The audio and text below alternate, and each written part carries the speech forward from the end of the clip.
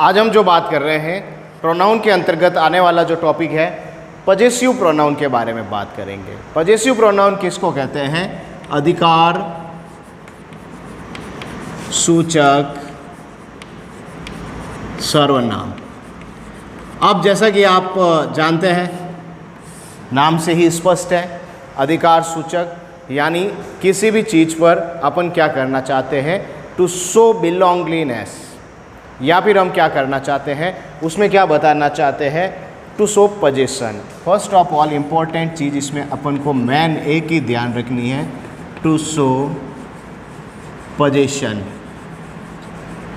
यानी जब व्यक्ति किसी भी वस्तु पर अपना पोजीशन दर्शाने की कोशिश करता है तो वो जो प्रोनाउन के रूप में काम में लिया जाता है उसे अपन क्या कह सकते हैं, पजेसिव प्रोनाउन कह सकते हैं। जैसा कि हमने नाउन वाले टॉपिक में इसके बारे में डीपली अध्ययन किया था कि पजेसिव में भी पजेसिव एक एडजेक्टिव होता है, एक पजेसिव नाउन ये प्रोनाउन होता है।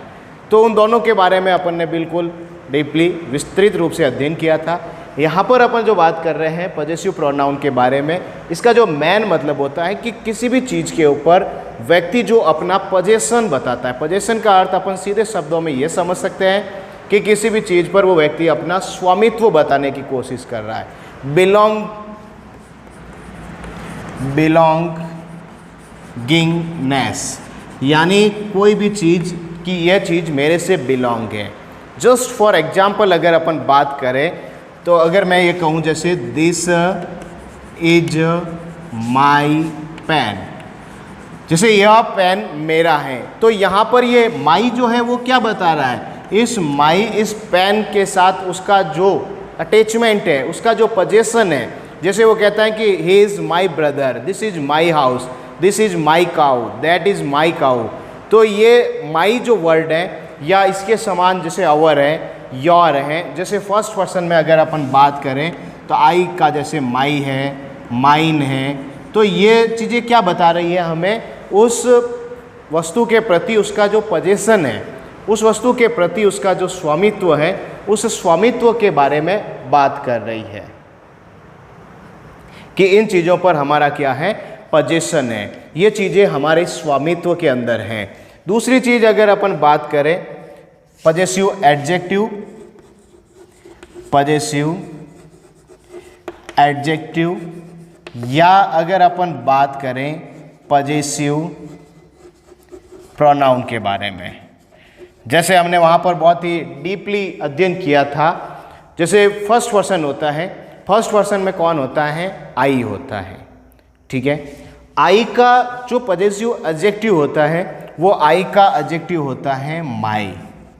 ध्यान रखना है विशेष रूप से, अगर आपको डायरेक्टली कॉम्पिटिटिव एग्जाम में प्रश्न पूछ ले what is the possessive adjective of I, then we remind it that I का जो पजेसिव एडजेक्टिव होता है वो माई होता है। उसके बाद अगर अपन फर्स्ट पर्सन की ही बात करें, वी की बात करें, तो वी का पजेसिव एडजेक्टिव क्या होता है, अवर होता है। उसके बाद अपन अगर बात करें, फर्स्ट पर्सन दोनों हो गए, आई और वी, आई का माई हो जाएगा, वी का अवर हो जाएगा। अब अगर अपन बात करें सेकंड पर्सन यू की, तो यू का जो पजेसिव एडजेक्टिव होता है वो क्या होता है, योर होता है। उसके बाद अगर अपन बात करें थर्ड पर्सन की, दे होता है, दे का दियर हो जाता है। सिंगुलर में बात करें ही का हिज हो जाता है, सी का हर हो जाता है, और इट का क्या हो जाता है, इट होता है, ठीक है। उसके बाद अब अगर अपन पजेसिव प्रोनाउन की बात करें,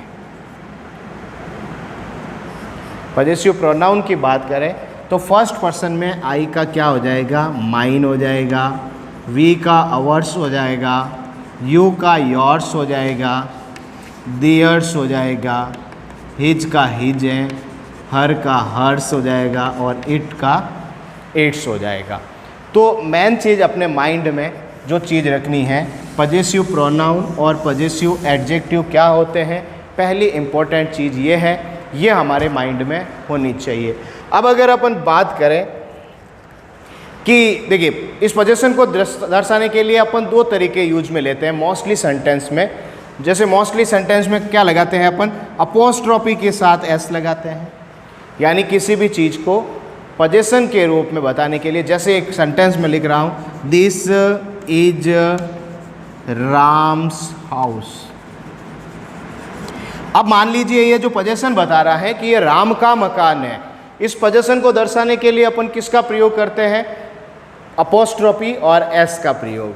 तो ये अपोस्ट्रोफी और एस अगर यहाँ पर भी लगती है, इसका मतलब ये किस रूप में काम में लिया जा रहा है, पॉजेसिव के रूप में लिया जा रहा है, किसी की चीज़ के स्वामित्व को दर्शाने के लिए लिया जा रहा है। अब इसका अगर प्रोनाउन के रूप में प्रयोग करेंगे तो अपन क्या कर सकते हैं, दिस इज हिज हाउस।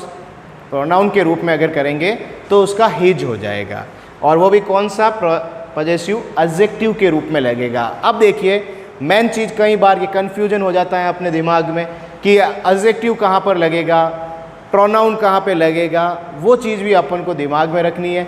देखिए सीधी माइंड में एक ही चीज़ रखनी है कि अगर लास्ट में नाउन मिल रहा है और नाउन से पहले अगर अपन को कोई लगानी है तो 100% नाउन से पहले क्या लगेगा, एडजेक्टिव लगेगा। इसीलिए पॉजेसिव एडजेक्टिव का प्रयोग करना है, यानी पॉजेसिव एडजेक्टिव के बाद में क्या आना चाहिए, नाउन आना चाहिए। ये विशेष ध्यान रखना है। और बाकी जगह पर अगर आपको सेंटेंस दिया हुआ है तो अपन क्या लगाएंगे, पॉजेसिव प्रोनाउन लगाएंगे।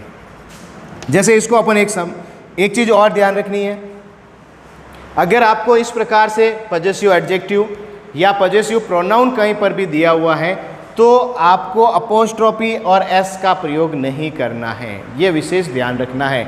जैसे फॉर एग्जाम्पल कहीं पर अगर आपको इट्स लिखा हुआ है तो अपन क्या गलती कर देते हैं, इसमें भी कई बार अपोस्ट्रोफी एस जोड़ने की कोशिश करते हैं।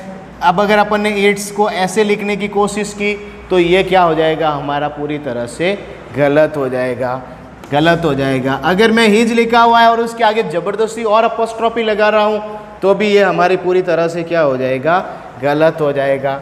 या फिर अगर आप ऐसे लिख रहे हैं तो भी ये क्या है, गलत है।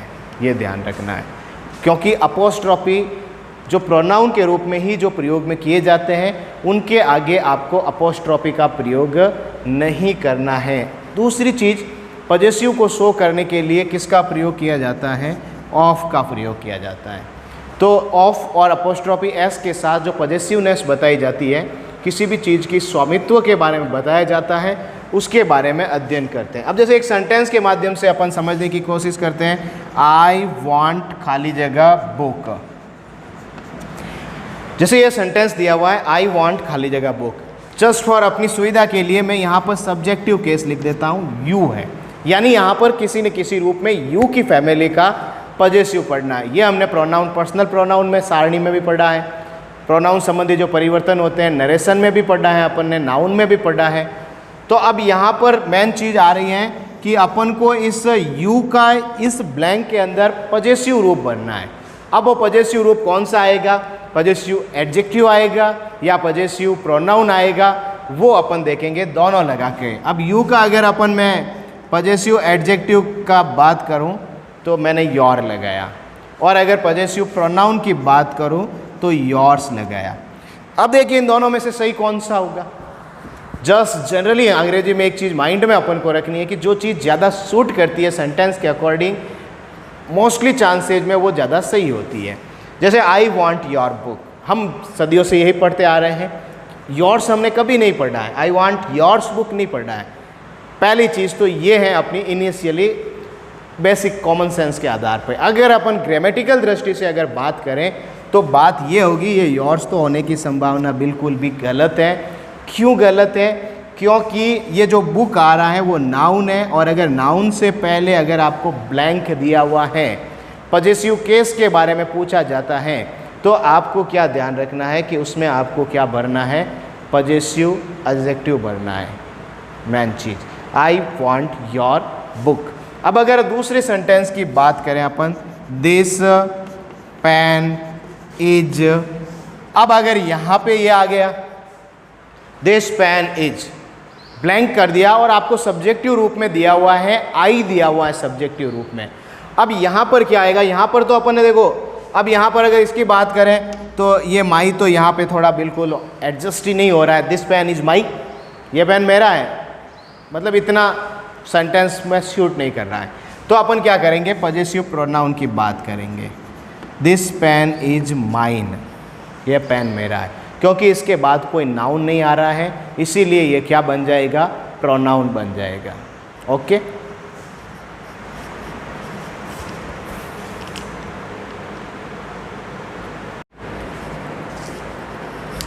यस। नेक्स्ट अपन जो बात कर रहे हैं, जैसे एक सेंटेंस और अपन लेके इसको समझने की कोशिश करते हैं। जैसे खाली जगह इज अ ब्यूटीफुल हाउस, इसका सब्जेक्टिव केस मैंने ले लिया है, सी लिया है मान लीजिए। जैसे कि सी का जो पजेसिव एडजेक्टिव होता है और पजेसिव प्रोनाउन होता है, वो दोनों डिफरेंट होते हैं। तो अगर अब हम बात करें यहाँ सी की, इज़ अ ब्यूटीफुल हाउस, यानी उसका मकान जो है वो एक सुंदर है। जैसे अगर मैं ये बात करूँ हर या हर्स, अभी अपन ने पिछले सेंटेंस में पढ़ा था कि हमने अभी पढ़ा था कि जो पजेसिव एडजेक्टिव होता है, उस पजेसिव एडजेक्टिव के बाद में कोई ना कोई नाउन आना चाहिए। लेकिन यहाँ पर ब्लैंक के बाद में क्या आ रही है, वर्ब आ रही है। इसका मतलब अपन को ये सोचना है कि यहाँ पर हमें पजेसिव एडजेक्टिव का प्रयोग नहीं करना है, बल्कि किसका प्रयोग करना है, पजेसिव प्रोनाउन का करना है। और प्रोनाउन की दृष्टि से अगर अपन सही जाएंगे तो hers is a beautiful house या होम, ये चीज़ है। अब अगर अपन नेक्स्ट बात करें, जैसे कि अपन लेटर राइटिंग करते हैं, ये क्वेश्चन मोस्टली कॉम्पिटिटिव एग्जाम में आता है। यहाँ पर हम इसको आज किस प्रकार से ये सही होगा और क्या कैसे होगा, जस्ट डायरेक्टली कई बार बता देते हैं कि आप योर्स फ्रेंडली कर दीजिए, योर्स फ्रेंड कर दीजिए, लेकिन आपको समझना कैसे है, वहाँ पर आएगा क्या, वो चीज़ आपको समझने की कोशिश करनी है। क्योंकि हमेशा 99% कॉम्पिटिटिव एग्जाम में प्रश्न बन जाता है कि सही कौन सा है, योर्स सिंसियरली सही है, योर्स सिंसियरली सही है, या योर्स अपोस्ट्रोफी करके सिंसियरली सही है। तो उनमें से सही तो होता है, अपन डायरेक्टली पढ़ लेते, लेकिन वो सही होता कैसे है, वो आज अपन यहाँ पर डिस्क्रिप्टिव रूप में डीपली पढ़ने की कोशिश करेंगे। जैसे कि अगर अपन लेटर लिखते हैं, आपने देखा होगा लेटर में कई बार आपको ऐसे लिखा होता है योर्स फ्रेंडली या योर्स सिंसियरली, ठीक है। या फिर क्या लिखा हुआ होता है, योर्स फ्रेंडली, या आपको कई बार ये लिखा हुआ होता है योर फ्रेंड। अब इन तीनों में से कौन सी चीज़ सही होती है, कौन सी गलत होती है? अब सही होती है तो कैसे होती है, गलत होती है तो कैसे होती है, वो अपन समझने की कोशिश करेंगे। अब देखिए, मेन चीज़ अपने इस प्रोनाउन के स्टार्टिंग में ही हमने पढ़ा था कि किसी भी पजेसिव एडजेक्टिव या पजेसिव प्रोनाउन के लिए आपको कभी भी अपोस्ट्रोफी एस लगाने की ज़रूरत नहीं होती है। मेन चीज़ पॉइंट नोटेड होना चाहिए कि किसी भी पजेसिव प्रोनाउन के बाद में आपको अपोस्ट्रोफी नहीं लगानी है। जैसे ये योर लिखा हुआ है, इसके बाद में ये क्या आ रही है, अपोस्ट्रोफी आ रही है। इस योर के बाद में क्या आ रही है, अपोस्ट्रोफी आ रही है। तो अपना नियम ये कहता है कि पजेसिव प्रोनाउन के साथ में कभी भी अपोस्ट्रोफी और ऑफ का प्रयोग नहीं करना है। तो इस योर के बाद में क्या आ रही है, अपोस्ट्रोफी एस आ रही है। तो यहीं से ये क्या हो गया है, गलत हो गया है। मेन चीज़, पहली चीज़ ये। दूसरी और गलत होने का कारण मैं बता देता हूँ कि अगर पजेसिव एडजेक्टिव का प्रयोग होता है तो पजेसिव एडजेक्टिव का प्रयोग किसी नाउन से पहले होता है। अब यहाँ पर ये फ्रेंडली जो है ना, ये फ्रेंडली नाउन नहीं रहा है, ly लग गया है। इसका मतलब जिसके लास्ट में नाउन के साथ में ly लग जाता है वो मोस्टली क्या बन जाता है, एडवर्ब बन जाता है। अब एडवर्ब कैसे बनता है वो अपन आगे एडवर्ब वाले टॉपिक में पढ़ेंगे। तो ये एडवर्ब है और किसी भी पजेसिव, अब ये यहाँ पर बना क्या है, योर्स जो बना है ना, ये योर्स क्या बना है, पजेसिव एडजेक्टिव बना है, सॉरी पजेसिव प्रोनाउन बना है। तो प्रोनाउन के बाद में आपको ये ध्यान रखना है कि जो ये फ्रेंडली है ये एडवर्ब हो चुकी है, इसीलिए अपन इस अपोस्ट्रोफी के साथ योर का प्रयोग नहीं करेंगे। अब दूसरी चीज ये रही योर फ्रेंड, ठीक है, योर फ्रेंडली। फ्रेंडली जैसा कि अभी अपन ने ऊपर देखा था, ये क्या है, एडवर्ब है। इस एडवर्ब से पहले क्या आना चाहिए,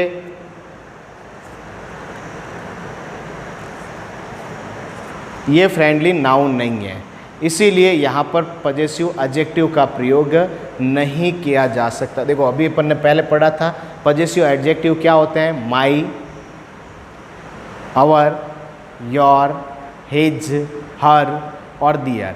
और पजेसिव प्रोनाउन क्या होते हैं, माइन, आवर्स। जैसे यहाँ पर ये पजेसिव प्रोनाउन का प्रयोग करते हुए अपन ने सेंटेंस बना दिया है। पजेसिव एडजेक्टिव का प्रयोग करते हुए आप सेंटेंस की स्टार्टिंग बिगिनिंग नहीं कर सकते हैं, क्योंकि एडजेक्टिव किसका काम करते हैं, किसी नाउन को डिफाइन करने का काम करते हैं।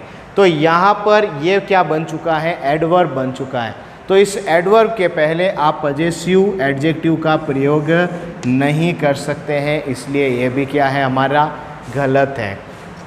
ये एडवर्ब है, तो दूसरा नियम काम आ जाएगा कि अगर आप पजेसिव एडजेक्टिव का प्रयोग नहीं कर सकते हो तो उसके पहले आपको किसका प्रयोग करना पड़ेगा, पजेसिव प्रोनाउन का प्रयोग करना पड़ेगा। तो पजेसिव प्रोनाउन क्या है, ये योर्स है। तो इस दृष्टिकोण से आपके जो ग्रामर में लेटर के अंत में जो सही चीज़ आएगी वो ये पजेसिव प्रोनाउन आएगा, योर्स, फ्रेंडली। क्योंकि पजेसिव एडजेक्टिव के बाद में नाउन आना जरूरी है, पजेसिव प्रोनाउन के बाद में नाउन आना कोई भी जरूरी नहीं है, एडवर्ब भी आ सकता है। इसीलिए आपको इस योर्स फ्रेंडली या योर्स सिंसियरली को सही करना है।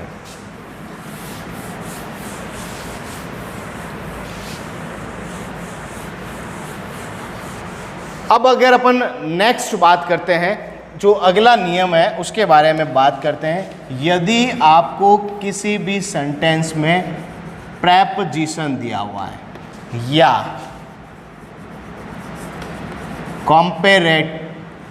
कंपैरेटिव डिग्री दी हुई है,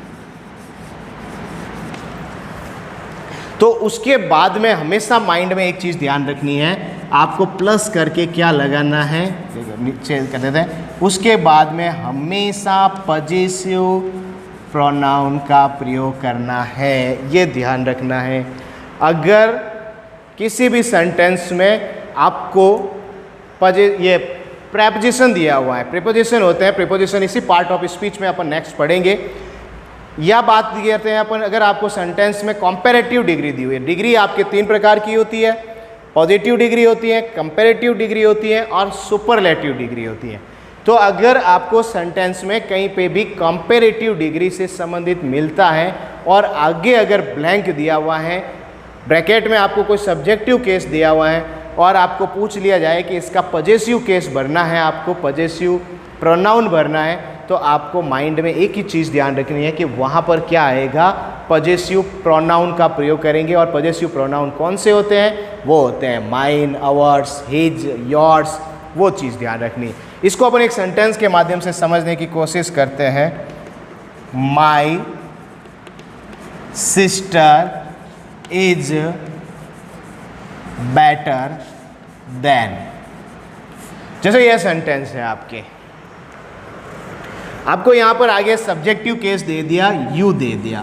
just for example, my sister is better. देखिए कंपेरेटिव डिग्री जो होती है वो क्या काम करती है, किसी भी दो व्यक्तियों के बीच में, दो स्थानों के बीच में, दो वस्तुओं के बीच में कंपैरिजन करने का काम करती है, तुलना करने का काम करती है। तो यहाँ पर my sister is better than, मेरी बहन जो है तुम्हारी बहन की तुलना में क्या है, बेटर है, गुड, बेटर, बेस्ट। जैसे 3 डिग्री होती है, गुड अच्छा है, अंधों में काना राजा है, he is a good boy. एक ही बच्चा है तो कोई इसमें डाउट ही नहीं है, तुलना करने वाला उसके साथ कोई है ही नहीं, तो गुड हो गया। अगर 2 है, दोनों में से किसी एक चीज़ को बेहतर बताना है तो अपन कंपैरेटिव डिग्री का प्रयोग करेंगे, बेटर का प्रयोग करेंगे। और अगर पूरे किसी ग्रुप में एक सुपीरियर व्यक्ति का चयन करना है कि ही इज़ द बेस्ट, यानी वो बेस्ट होता है, उससे बेहतर आपको कोई चीज़ नहीं मिलेगी। यानी हर एक चीज़ का एक अंतिम बिंदु होता है, उसको अपन क्या कहेंगे, बेस्ट। तो अपन बात कर रहे हैं यहाँ पे कंपैरेटिव डिग्री की। अगर आपको सेंटेंस में कंपैरिजन मिलता है तो कंपैरिजन के बाद में हमेशा ध्यान रखना है पजेसिव प्रोनाउन का प्रयोग करेंगे। अब सब्जेक्टिव केस अपन को यू दिया हुआ है, अगर पजेसिव एडजेक्टिव की बात करूँ मैं तो योर होता है, और पजेसिव प्रोनाउन की बात करूँ तो योर्स होता है। अपोस्ट्रोफी लगानी नहीं है, ये ध्यान रखना है। पजेसिव के साथ कभी अपोस्ट्रोफी नहीं लगानी है, क्योंकि ये खुद स्वामित्व बताने का काम कर रहे हैं और अपन अपोस्ट्रोफी लगा के उसको और डबल करने की कोशिश कर रहे हैं। जब एक से काम चल जाता है तो डबल नहीं लगाना है। तो my sister is better than yours, yours मतलब तुम्हारी। अब वो एक हिडन चीज़ छुपी हुई है। हिडन चीज़ क्या छुपी हुई है कि मेरी बहन जो है वो तुम्हारी बहन से ज़्यादा अच्छी है। ओके, तो ये योर्स अपोस्ट्रोफी का काम कर रहा है, पजेसिवनेस का काम कर रहा है, बिलोंगिनेस का काम कर रहा है। इसीलिए इसके साथ आपको किसी भी प्रकार की अपोस्ट्रोफी नहीं लगानी है और एडजेक्टिव नहीं लगा सकते हैं, क्योंकि इसके बाद में नाउन नहीं मिलेगा। अब अगर अपन प्रीपोजिशन की बात करें,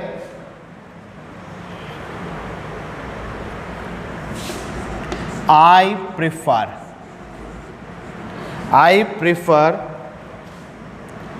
योर हेल्प टू, यहाँ दे दिया मैंने subjective case see. I prefer your help, यानी मैं, देखिए आई प्रिफर योर हेल्प, मैं तुम्हारी सहायता को प्राथमिकता दूंगा। टू हर लिखा हुआ है, सी लिखा हुआ है सब्जेक्टिव केस में, इसका अपन को चाहिए। तो नियम के अकॉर्डिंग प्रीपोजिशन के बाद भी हमेशा आपको पजेसिव प्रोनाउन का प्रयोग करना है, और सी का पजेसिव प्रोनाउन होता है हर्स, क्योंकि आगे नाउन नहीं है इसलिए एडजेक्टिव नहीं आएगा। तो आई प्रिफर, देखो यहाँ पर भी आपको किसका प्रयोग करना है, पजेसिव एडजेक्टिव का। तो I prefer your help to hers, यानी मैं तुम्हारी सहायता उसके लिए चाहूँगा, यानी ये उसके बिलोंगिंगनेस के लिए, उसके पजेशन के लिए बात की जा रही है।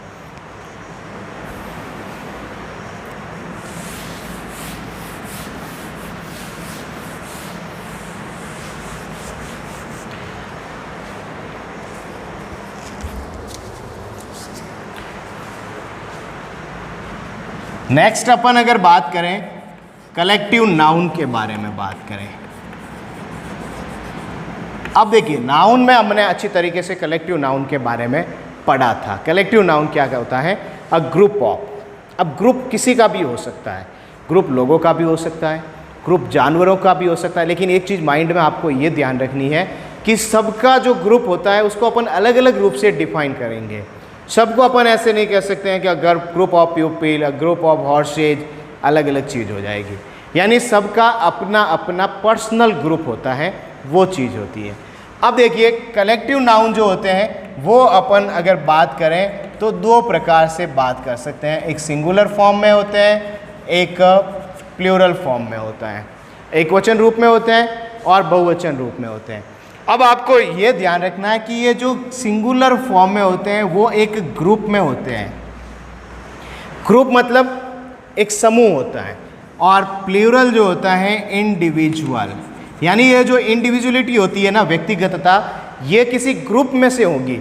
जैसे मान लीजिए फॉर एग्जाम्पल ये चार चीज़ें, ठीक है।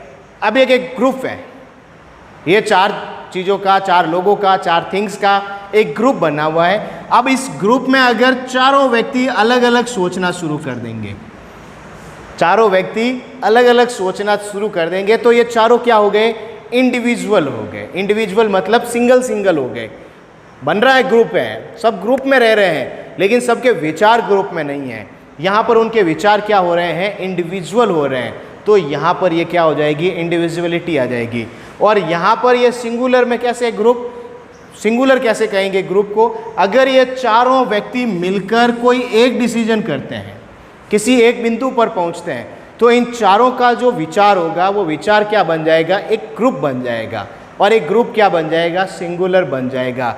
अब बेसिक है कि अगर ये सिंगुलर है तो ये अपने साथ हेल्पिंग वर्ब की कैसे लेंगे, सिंगुलर हेल्पिंग वर्ब लेंगे। अपने जो प्रोनाउन होंगे ये प्रोनाउन भी कैसे लेंगे, सिंगुलर प्रोनाउन लेंगे, प्लूरल ले ही नहीं सकते क्योंकि सिंगुलर है।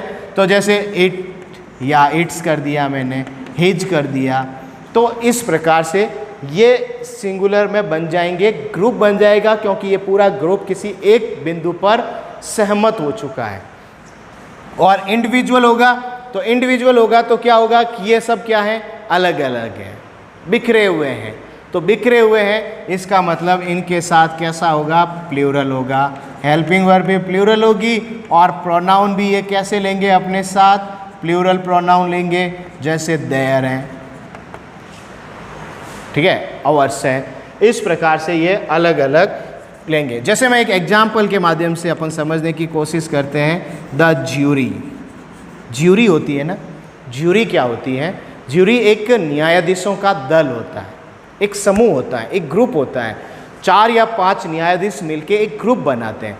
अब अगर मान लीजिए कोई भी डिसीजन लेना है, उनका कोई भी वर्डिक्ट है, अगर उस वर्डिक्ट पे वे चारों न्यायाधीश 1 2 3 4 कोई डिसीजन है, उस डिसीजन पर चारों का एक मत हो गया, चारों ने कहा कि नहीं ऐसा ही होगा, तो वो ज्यूरी क्या हो गई है, एक ग्रुप बन गया है। और ग्रुप बन के कैसा हो गया है, सिंगुलर हो गया है। तो सिंगुलर हो गया है तो यहाँ पर उस सिंगुलर के लिए अपन क्या हेल्पिंग वर्ब लगाएंगे, सिंगुलर हेल्पिंग वर्ब लगाएंगे।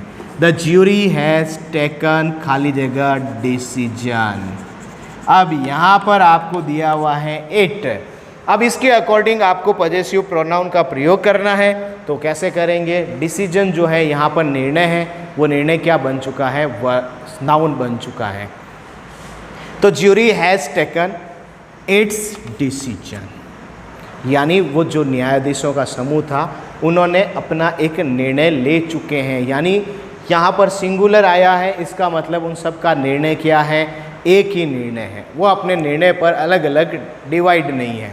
अब अगर मान लीजिए इंडिविजुअलिटी आती है उनके अंदर, चारों न्यायाधीश अलग अलग बातें करते हैं, डिसीजन किसी एक निश्चित डिसीजन पर नहीं पहुंच पाते हैं, तो अपन क्या करेंगे, द ज्यूरी हैव टेकन। और यहाँ पर पजेसिव जो प्रोनाउन होगा वो भी कैसा होगा, हैव टेकन देयर डिसीजन। ये चीज़ ध्यान रखनी है। सिंगुलर आता है सिंगुलर, प्लूरल आता है प्लूरल। अगर एक की बात पे डिसाइड पे निर्धारित हो जाता है तो सिंगुलर, अगर अलग अलग बटे हुए हैं तो प्लूरल।